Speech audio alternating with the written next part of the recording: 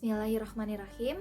Yang terhormat Bapak Fairly Safety Irwansyah MSI selaku dosen pengampu di mata kuliah Kimia Unsur Transisi dan teman-teman semua yang berbahagia. Assalamualaikum warahmatullahi wabarakatuh. Perkenalkan, saya Risa Meisani, mahasiswa semester 5B Prodi Pendidikan Kimia UIN Sunan Gunung Jati Bandung.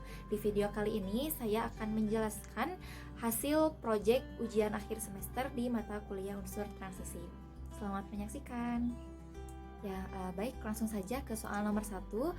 Diketahui 3 lerutan kompleks ion Ti3 yaitu Ti H2O 6 kali 3+, TiEn 3 kali 3+, dan TiCl 6 3+ dengan nomor atom Ti22.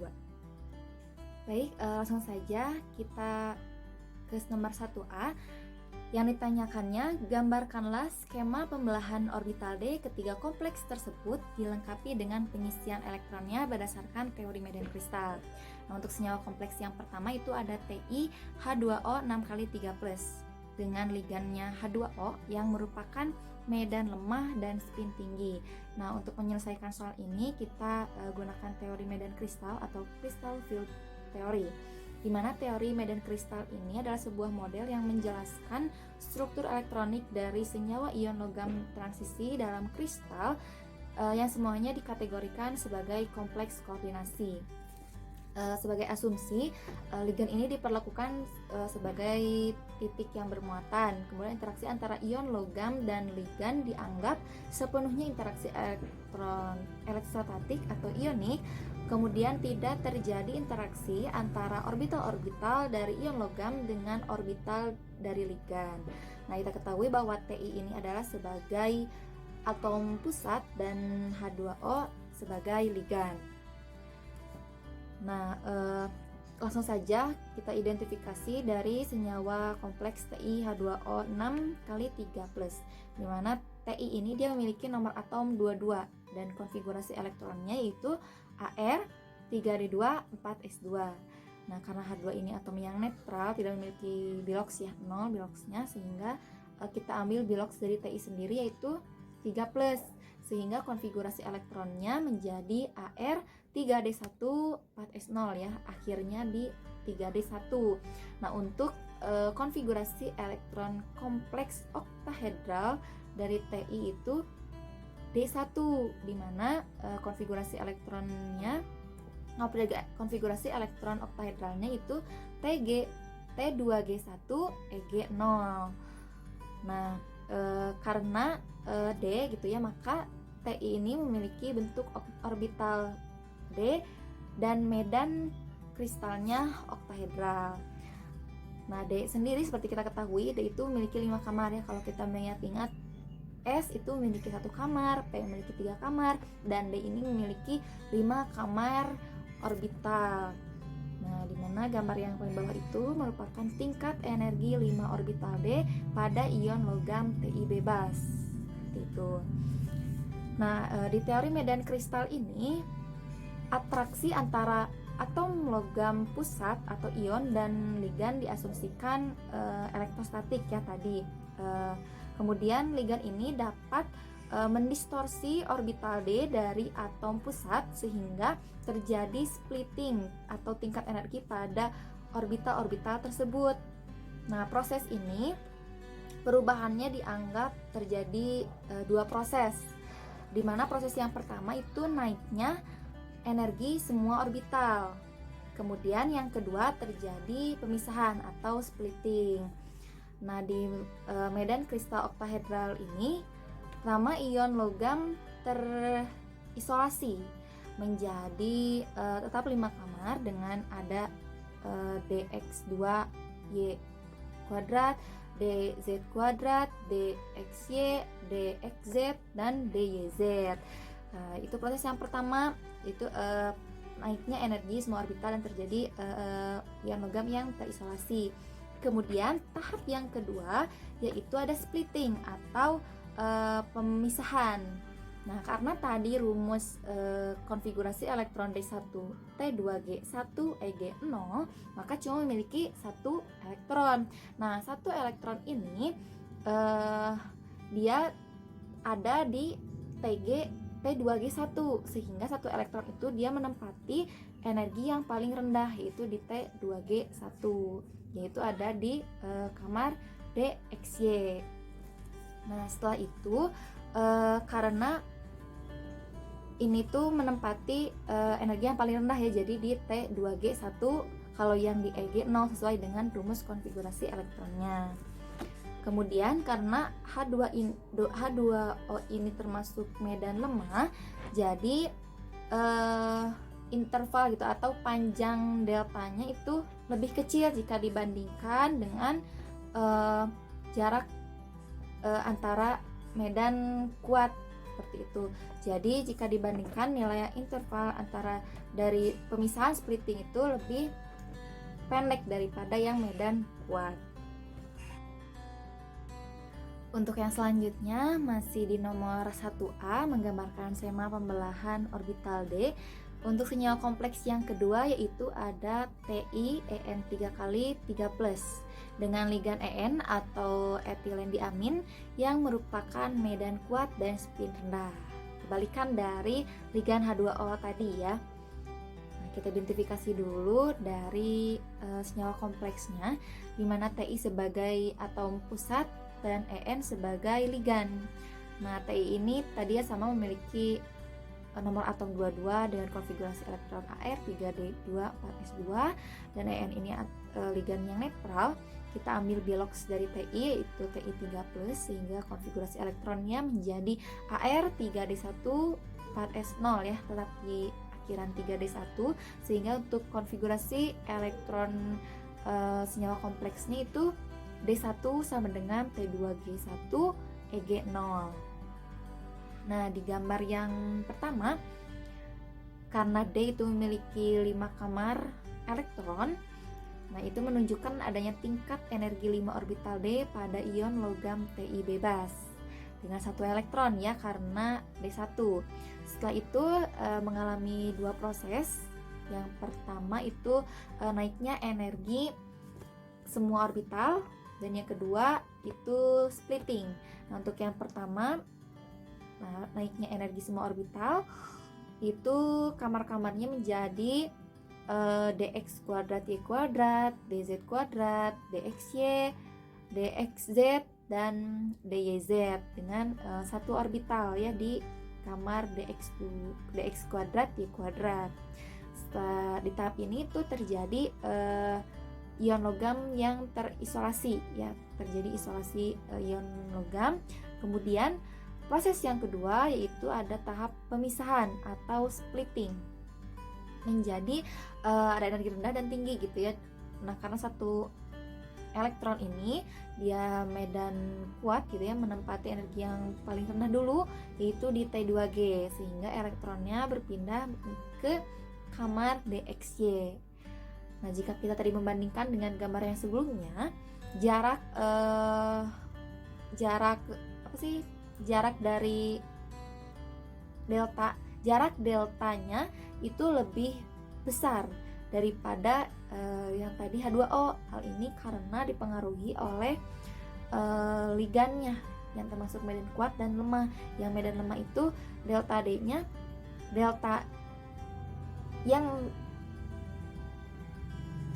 yang medan lemah itu deltanya lebih kecil dibandingkan dengan yang medan kuat, seperti itu. Jadi yang ini medan kuat dia lebih besar gitu, splitting pemisahan energinya lebih besar. Masih di nomor 1A, menggambarkan skema pembelahan orbital D. Ini untuk senyawa kompleks yang terakhir yaitu TiCl63+, di mana Cl ini merupakan medan lemah dan spin tinggi.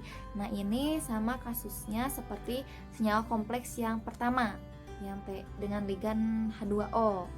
Nah, kita identifikasi terlebih dahulu untuk senyawa kompleks TiCl63+, di mana konfigurasi elektron dari Ti ini yang memiliki nomor atom 22 adalah Ar 3D2 4s2. Nah, kita lihat lagi bahwa Cl ini dia memiliki bilox -1. Nah, dan dia tuh bermuatan, senyawa kompleks ini bermuatan 3-, sehingga -1 dikali 6 atom Cl -6 Nah, min 3 ditambah min 6 gitu ya, hasilnya menjadi Ti 3+, memiliki belok 3+, sehingga untuk konfigurasi elektron dari Ti masih tetap sama, itu Ar 3d1 4s0. Nah, untuk konfigurasi elektron kompleksnya itu sama ya, D1 sama dengan T2G1 Eg0. Kita lihat ke diagram pembelahan orbital D-nya. Di sini ada tingkat energi 5 orbital D pada ion logam Ti bebas. Karena D ya, jadi memiliki 5 kamar dan elektronnya masih tetap sama 1. Setelah itu mengalami dua proses. Proses yang pertama itu adalah naiknya energi semua orbital. Nah, di sini terjadi ion logam yang terisolasi menjadi dx kuadrat, y kuadrat, dz kuadrat, dxy, dxz, dan dz. Nah, dengan masih tetap memiliki 1 elektron. Kemudian untuk tahap yang kedua itu ada pemisahan atau splitting. Nah, pemisahan atau splitting ini elektron akan menempati energi paling rendah, yaitu di T2G1 sesuai dengan konfigurasi elektron senyawa kompleksnya. Nah, elektron menempati di kamar dxy.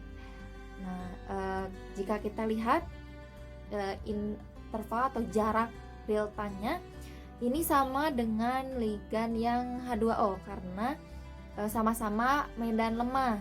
Sedangkan jika dibandingkan dengan yang tadi TiEN itu dia intervalnya lebih besar, interval yang deltanya itu. Baik, selanjutnya untuk pertanyaan 1B. Tunjukkan ion kompleks yang memiliki spin tinggi dan ion kompleks yang memiliki spin rendah. Nah, tadi di pertanyaan 1A sudah sedikit disinggung, namun untuk penjelasannya kita harus mengetahui dulu urutan kekuatan kemagnetan ligan. Di sini ada I-, lebih kecil dari Br-, lebih kecil dari Cl-, lebih kecil dari OH-, lebih kecil dari F-, lebih kecil dari H2O, lebih kecil dari NH3, lebih kecil dari En, lebih kecil dari Cn-. Nah, yang berwarna merah itu termasuk ke dalam medan lemah, di mana medan lemah ini dia akan memiliki spin tinggi. Sedangkan untuk yang berwarna biru itu adalah medan kuat, di mana medan kuat ini dia akan memiliki spin lemah. Nah, sekarang kita identifikasi ke setiap ion kompleksnya. Ti H2O 6x3+. Nah, H2O ini termasuk medan lemah, sehingga ion kompleks Ti H2O 6x3+ memiliki spin tinggi. Yang kedua ada TiEn 3x3+, di mana En ini etilen diamin termasuk medan kuat, sehingga ion kompleks TiEn 3x3+ ini memiliki spin rendah. Dan yang terakhir itu ada TiCl6 3-.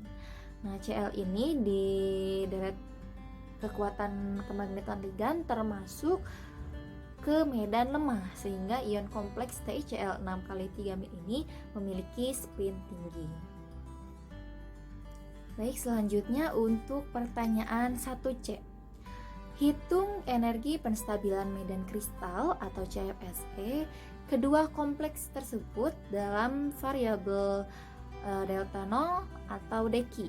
Ya, bisa dipilih salah satu, dan P, pairing energi.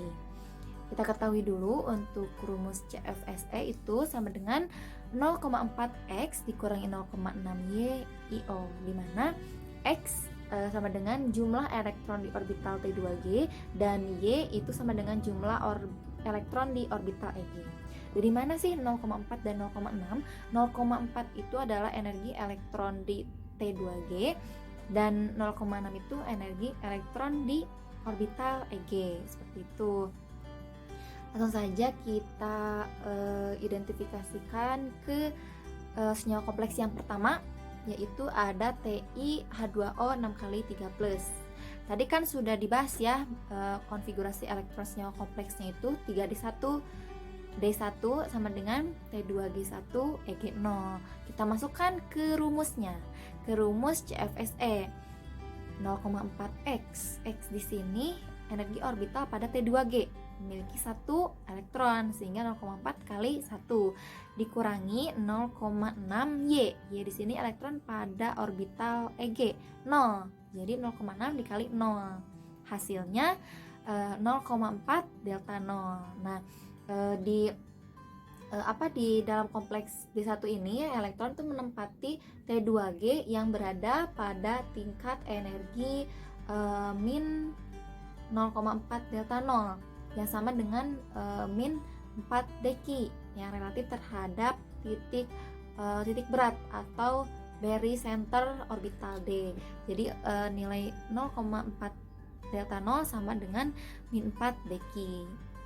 Nah, untuk pairing energinya tidak ada elektron berpasangan ya, karena cuma 1 elektron. Tetapi jika kita melihat dari medan kuat dan medan lemah, H2O ini termasuk medan lemah. Jika dilihat dari D4, untuk D4, D5, D6 itu bisa kita identifikasi dari nilai D ini. Jika lebih kecil dari P, itu maka elektron ini akan menempati semua orbital D sebelum berpasangan. Gitu.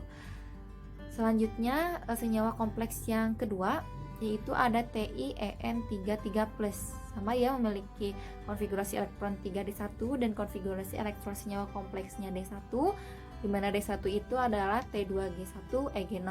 Kita masukkan ke rumus CFSE, sama hasilnya yaitu 0,4 delta 0, setara dengan sama gitu dengan min 4 deki. Itu untuk nilai variabel delta 0 dan dekinya. Kemudian untuk pairing energi untuk berpasangannya rendah, tidak ada elektron yang berpasangan karena hanya 1 elektron. Jika kita melihat En ini termasuk medan kuat, biasanya medan kuat dari D4, D5, D6 itu deltanya lebih besar dari P karena kuat gitu ya. Kemudian elektron ini akan berada pada tingkat elektron subkulit yang paling rendah terlebih dahulu. Yang ketiga, senyawa kompleks TiCl63-, sama memiliki konfigurasi elektron 3D1 dan untuk konfigurasi elektron senyawa kompleksnya D1, di mana konfigurasi elektron senyawa kompleksnya itu T2G1 EG0. Kita masukkan lagi ke rumus 0,4 kali 1 ya, TG-nya 1 elektron, dan 0,6 kali 0 karena energi di orbital EG-nya 0. Hasilnya 0,4 delta 0 ya, sama dengan min 4 deki. Sama halnya dengan yang H2O, pairing energinya atau energi untuk berpasangannya rendah, tidak ada elektron yang berpasangan, yang 1 elektron. Nah, Cl ini juga dia termasuk ke medan lemah. Maka jika di D4, D5, D6 itu deltanya lebih kecil dari P. Nah, maka elektron ini akan menempati semua orbital D sebelum berpasangan terlebih dahulu. Itu untuk jawaban 1C. Soal terakhir di nomor 1, yaitu 1D. Di antara ketiga ion kompleks tersebut, manakah yang menunjukkan absorpsi dengan panjang lambda paling pendek dalam spektrum sinar tampak? Jelaskan berdasarkan teori medan kristaligan dan susunlah urutan panjang gelombang lambda absorpsinya. Nah, di antara ketiga ion kompleks Ti, yaitu TiH2O 6x3+, TiEn 3x3+, dan TiCl 6x3-, yang memiliki absorpsi dengan panjang lambda paling pendek dalam spektrum sinar tampak, yaitu TiEn 3x3+. Kenapa? Hal ini sesuai dengan teori medan kristaligan. Nah, di mana kekuatan ligan yang paling kuat ke yang paling lemah itu urutannya dari Cn-. Cn- itu lebih kuat dibandingkan dengan NO2-, lebih kuat dari En lebih kuat dari NH3, NH3 lebih kuat dari H2O, H2O lebih kuat dari OH-, OH- lebih kuat dari F-, F- lebih kuat dari Cl-, Cl- lebih kuat dari Br-, dan Br- lebih kuat dari I-. Nah, untuk level splitting D-nya atau deltanya itu yang kuat itu semakin panjang dan yang lemah itu untuk deltanya semakin kecil. Nah, ini juga berpengaruh terhadap panjang lambdanya. Untuk semakin kuat ligannya, semakin pendek lambdanya, dan semakin lemah medan ligannya, semakin panjang untuk lambdanya. Seperti itu. Jadi kenapa yang paling pendek itu EN? Karena EN dia field strength-nya kuat, strong gitu. Jadi lambdanya pendek, dan semakin ke kanan gitu ya yang memiliki field strength lemah, itu lambdanya semakin panjang. Untuk urutan panjang gelombang lambda atau lambda absorpsi dari ketiga unsur tersebut dari yang paling pendek, yaitu TI EN 3 kali 3 plus lebih pendek daripada TI H2O 6 kali 3 plus lebih pendek dari TI CL 6 kali 3 min. Selanjutnya soal nomor 2. Diketahui suatu persamaan reaksi CrCl3 ditambah 3En direaksikan dengan eter menghasilkan senyawa kompleks CrEn 3 kali Cl3. Ditanyakan 2A, sebutkan jenis reaksi yang terjadi di atas dan jelaskan pula cara terjadinya reaksi tersebut. Nah, reaksinya itu CrCl3 berwarna ungu ditambah 3En dengan dilarutkan eter menghasilkan senyawa kompleks CrEn 3 kali Cl3 berwarna kuning. Nah, reaksi ini termasuk jenis reaksi substitusi pelarut non air. Kenapa pelarut non air? Karena pelarutnya eter, ya eter non air. Bagaimana untuk cara terjadinya reaksi tersebut? Yaitu 1. Ion logam memiliki afinitas yang tinggi terhadap air. Pelarutnya bukan air, bukan ya, karena eter. Kemudian gugus ligannya tidak larut dalam air. Nah, bagaimana cara mensintesis reaksi tersebut? Pertama, tambahkan 100 mg seng berlumut, 266 mg CrCl3 6H2O dan 1 ml metanol ke dalam labu alas bulat 10 ml.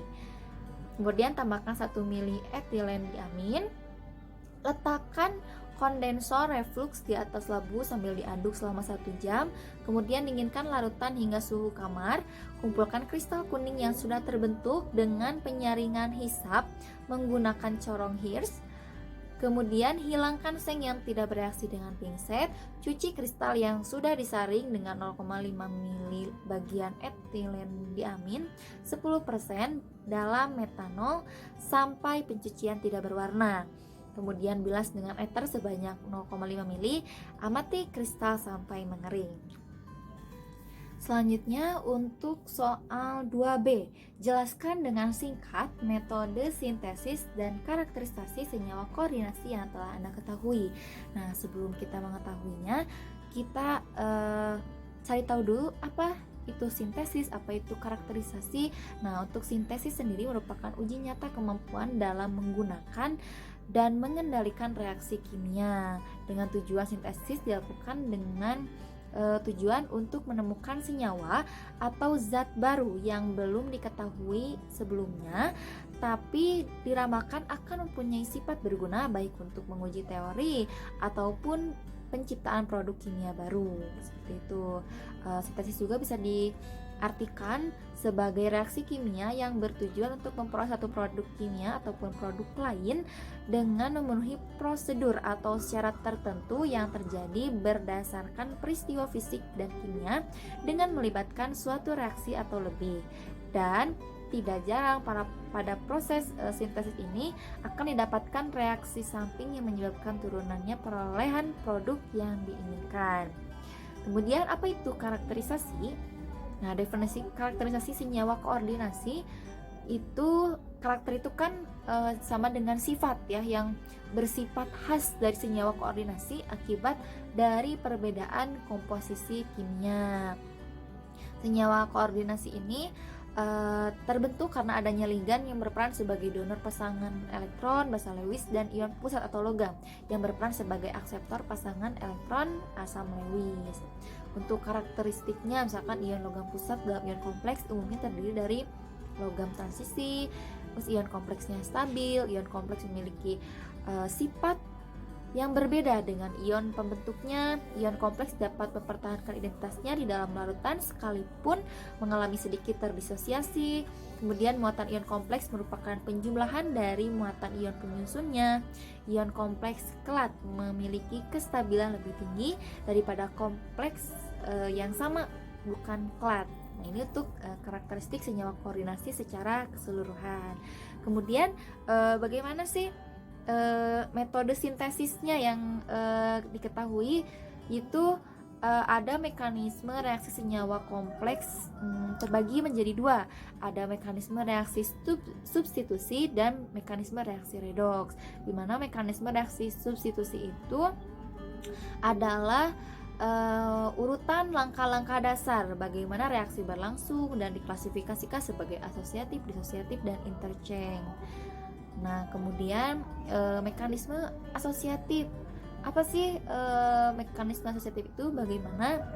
Nah, itu terjadi bila laju substitusi ligan kompleks bergantung pada ligan Y yang berkoordinasi dengan logam pusat dan tidak sensitif pada ligan yang keluar. X itu reaksinya mengikuti mekanisme asosiatif yang meningkatkan bilangan koordinasi. Kemudian apa itu mekanisme disosiatif? Nah, kan reaksi substitusi ini yang sangat sensitif pada identitas ligan yang keluar.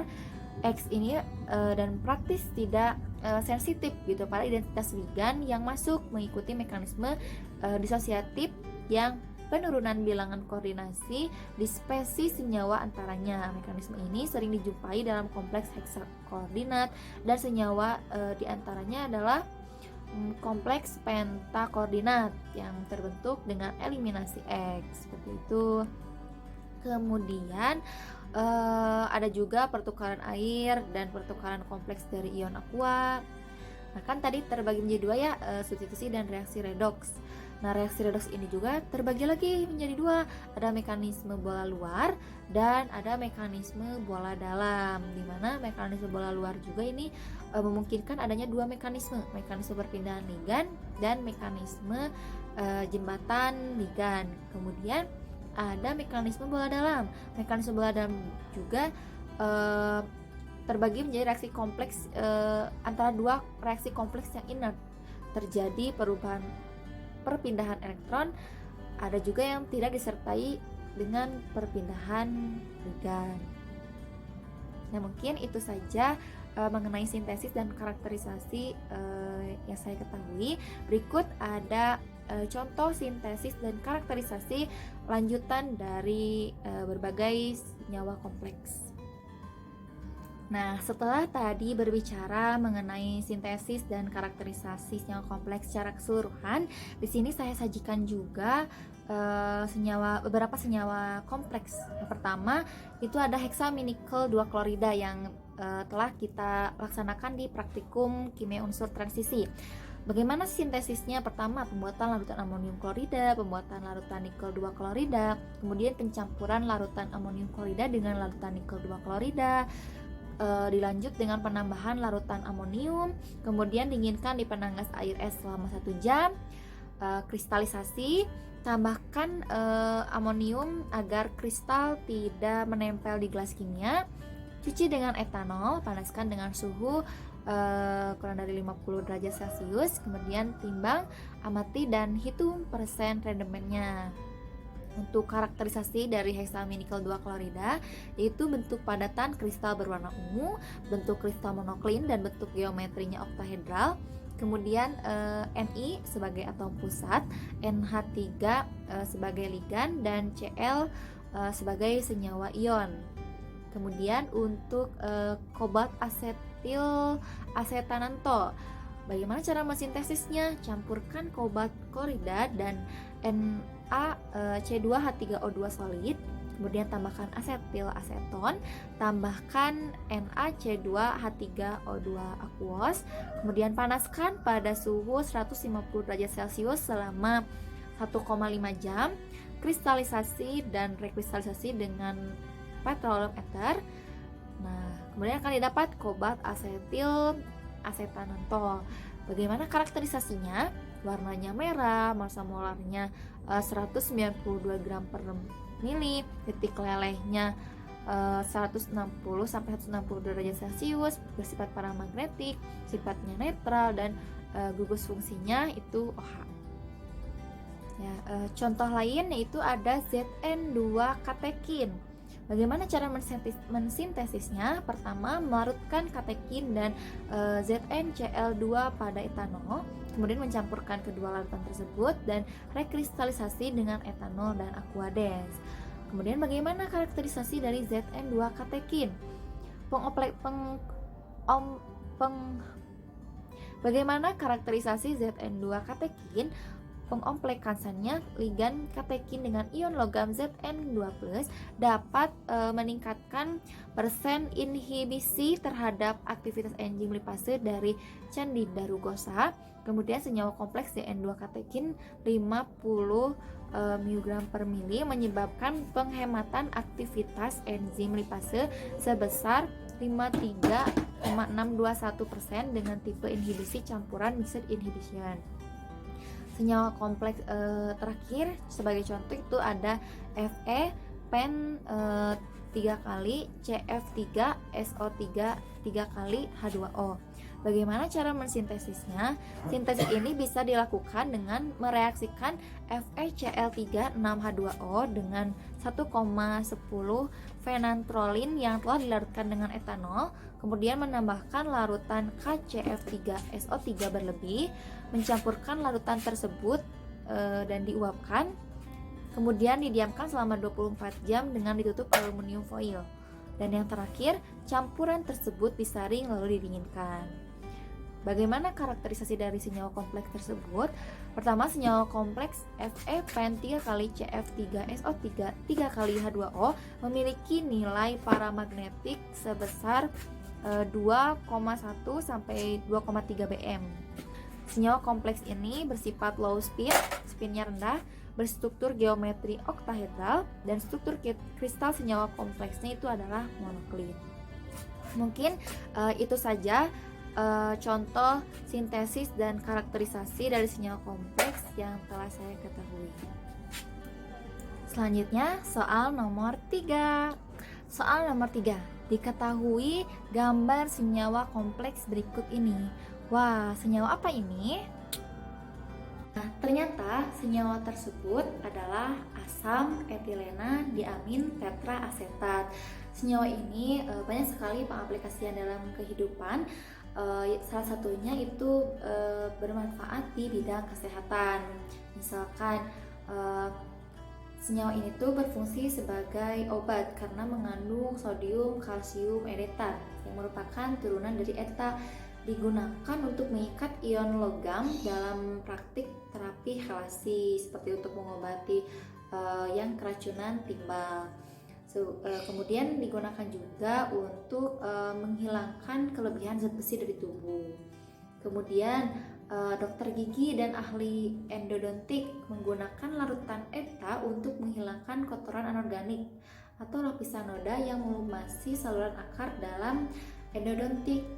Jadi dalam hal ini tuh membantu mempersiapkan saluran akar untuk obturasi. Kemudian ETA ini juga berfungsi sebagai pengawet, biasanya untuk meningkatkan aksi pengawet seperti thiomersal untuk sediaan mata dan obat tetes mata. Selanjutnya berguna juga dalam mengevaluasi fungsi ginjal karena CR ETA ini dia dapat sebagai radioaktif kromium. Metode ini juga digunakan untuk mengevaluasi laju filtrasi glomerulus dalam kedokteran. Kemudian ETA juga digunakan secara luas dalam analisis darah. Hal ini adalah antikoagulan untuk sampel darah CBC atau FBC, di mana ETA ini mengkelat kalsium yang ada dalam spesimen darah, menghentikan proses pembekuan dan menjaga morfologi sel darah. Kemudian ETA itu kan adalah dispersi lendir ya, dan terbukti sangat efektif dalam mengurangi pertumbuhan bakteri selama implantasi lensa intraokuler atau IOLS. Nah, ETA juga dapat digunakan sebagai obat alternatif karena beberapa praktisi alternatif percaya ETA ini bertindak sebagai antioksidan, mencegah radikal bebas, dan dapat mengurangi aterosklerosis gitu. Kemudian di dalam uji darah gitu ya kan ada tabung Vacutainer. Nah, tabung Vacutainer ini beragam, memiliki warna yang berbeda. Di setiap warna-warna dari Vacutainer ini memiliki fungsi tertentu. Nah, tabung Vacutainer ini biasanya berbeda-beda tiap warnanya. Nah, di tiap warna tersebut memiliki fungsi yang berbeda. Misal di tabung Vacutainer warna pink itu dia mengandung potasium ETA yang digunakan untuk pemeriksaan imunohematologi. Kemudian di warna hitam juga mengandung potasium ETA yang digunakan untuk pemeriksaan molekul DNA. Nah, banyak sekali kan fungsi dari ETA di dalam aplikasinya di bidang kesehatan. Nah, sekarang soal terakhir, soal nomor 3B, yaitu sebutkan salah satu contoh senyawa kompleks yang Anda ketahui dan jelaskan aplikasinya dalam kehidupan. Nah, di sini saya mengambil aplikasi senyawa kompleks AgS2O3 2 kali 3-min atau disebut ion tiosulfat argentat. Nah, senyawa kompleks ini aplikasi dalam kehidupan itu bermanfaat di bidang industri, salah satunya di industri fotografi, karena pembentukan ion kompleks dari AgS2O3 2 kali 3-min ini memiliki peran penting dalam fotografi. Film pemotretan gitu ya dilapisi kristal halus AgBr dalam gelatin yang peka terhadap cahaya. Ketika film terkena cahaya, lapisan perak bromida akan mengurai. Sedikit banyaknya penguraian ini bergantung pada kekuatan cahaya dan waktu. Dalam kamar gelap, biasanya film ini dicuci melalui 2 proses, yaitu pereduksian AgBr yang terkena cahaya oleh badan pengembang dan pelarutan lapisan AgBr pada film yang tidak terkena cahaya. Biasanya bahan pengembang foto yang sering digunakan itu adalah reduktor yang disebut hidroquinon ya, atau C6H4OH2 kali dengan persamaan kimia dinyatakan sebagai berikut ya. Ag+ dalam kristal AgBr, yaitu persamaan reaksinya C6H4OH2 kali aquos ditambah 2 Ag+ menjadi C6H4O2 aquos ditambah Ag solid ditambah 2H+ aquos. Nah, perak bromida yang tidak terkena cahaya tidak direduksi oleh bahan pengembang, dilepaskan dengan cara melarutkannya ke dalam larutan natrium tiosulfat ya, Na2S2O3 yang disebut dengan fixer, sehingga membentuk ion kompleks. Nah, persamaan reaksinya itu Ag+ ditambah 2S2O3 2-min aquos menjadi senyawa kompleks AgS2O3 2 kali 3-min. Nah, setelah proses pencucian, film yang terkena cahaya menjadi gelap dan bagian yang tidak terkena cahaya menjadi terang. Film ini dinamakan dengan film negatif atau klise. Nah, dulu ya saya sendiri mengalami gitu ya foto dengan medianya tuh klise, jadinya tidak berupa foto atau cetak seperti itu. Nah, kemudian jika cahaya disorotkan terhadap film negatif tersebut ya yang ditempelkan di atas kertas sensitif cahaya misalkan, maka akan dihasilkan cetakan positif atau potret. Nah, maka akan terlihat gitu foto yang tergambar di klise tersebut. Nah, kita kan mengalami ya hal seperti itu, tapi kita tidak tahu gitu bagaimana suatu klise bisa menghasilkan foto itu seperti apa. Nah, dengan pembelajaran ini diharapkan kita tahu dan dapat menerapkannya dalam kehidupan sehari-hari. Kita bisa menjelaskan kepada keluarga, teman, atau kerabat lainnya dalam hal ini bahwa ternyata prosesnya melibatkan senyawa kompleks dari Ag S2O3 2 kali 3 min.